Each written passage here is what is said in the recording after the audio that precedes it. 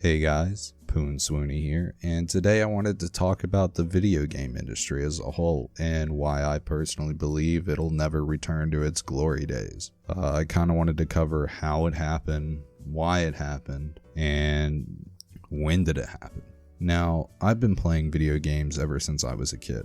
I remember my family getting our first Xbox and me and my dad hitting a Blockbuster every Friday to get games like Munch's Odyssey and Halo Combat Evolved, and it's memories like this that cause you to fall in love with gaming.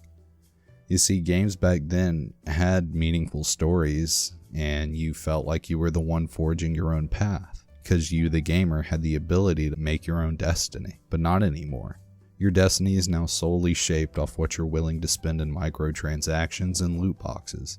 And unfortunately, games like The Witcher, Fallout New Vegas, and God of War that still give you that sense of control are now few and far between.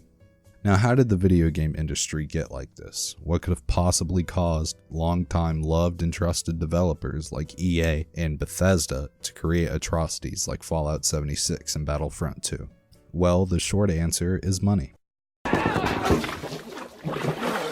Where's the money, Lebowski? You want that money, Lebowski? Bunny says you're good for it. Where's the fucking money, shithead? It's down there somewhere. Let me take another look.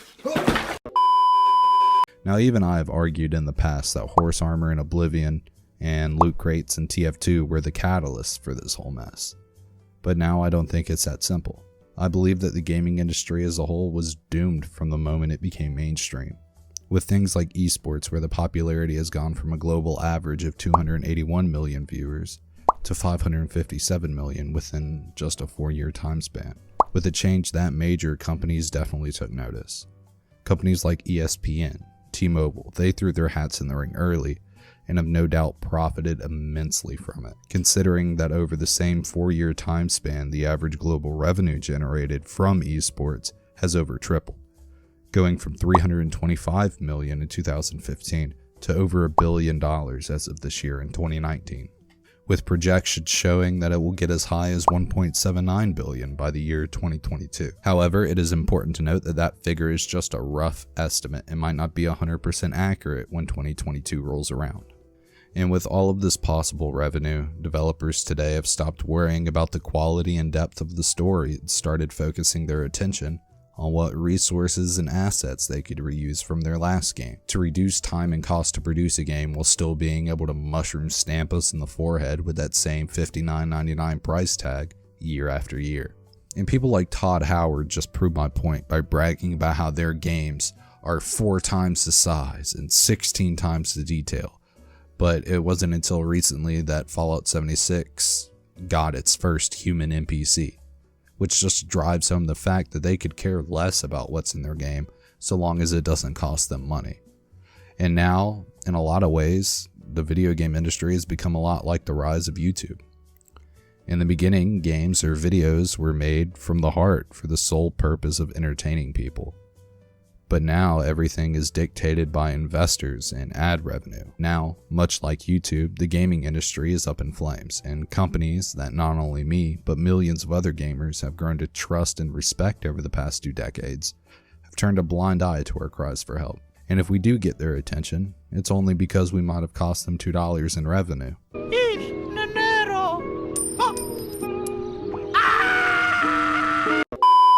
To then have them only turn to us long enough to snatch the money from our wallets and piss out the remaining embers of hope we still have with seemingly endless amounts of paywalls, microtransactions, and mini DLCs. These companies, they screw us over year after year. They take our money and in turn come up with some absolutely pathetic excuse for an apology for bending us over the barrel. Then they proceed to lead us to believe that this time they listened.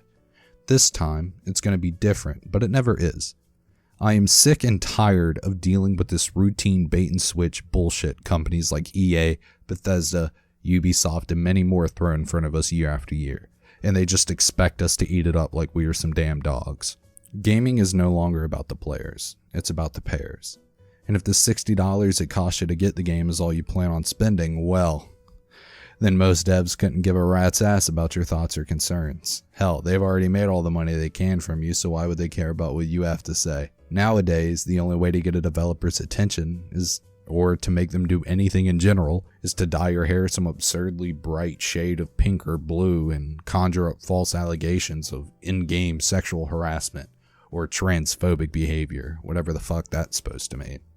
Well, now you might be thinking, well, if the games are so bad, how come more people are getting into gaming and these companies are still making ridiculously fat stacks of money? Why don't the gamers just rebel or boycott? And the answer is simple: we can't. You see, for every hardcore gamer that exists that has seen this change unfold over recent years, there are at least 10 kids who have been indoctrinated into a world of gaming where it's normal to have to pay to get better weapons, where it's normal to have to rebuy the same game year after year for an amount of content so minuscule it could have came out in a Tuesday morning maintenance patch. I personally wouldn't be surprised if 5 years from now, a company like EA makes another competitive shooter, and it's just like CSGO. But instead, at the beginning of each round, you have to spend your real world money to get the game. And of course, they're going to come out with some kind of bullshit excuse saying, well, we believe that if the consumer spends their money on a weapon, it will make them more serious about the game. And at the end of the day, we're a gaming company, and we strive to make our games as fun and competitive as possible. You see, games used to be a small niche for people who needed a break from their reality. They needed a place where for once they could be in control. And since for the most part that has been taken away, the era of that codependent relationship between players and their need for adventure and the developers' love for producing amazing games is all but withered away, leaving us, the gamer, with an ultimatum. Do we submit and continue to sift through these seemingly endless piles of garbage for those few and far between diamonds in the rough? Or do we turn our back and walk away from gaming, taking the knife that was placed there by the industry with us? If you enjoyed it, please leave a like, comment, and subscribe, and share the video if you can. Thank you, and until next time, peace.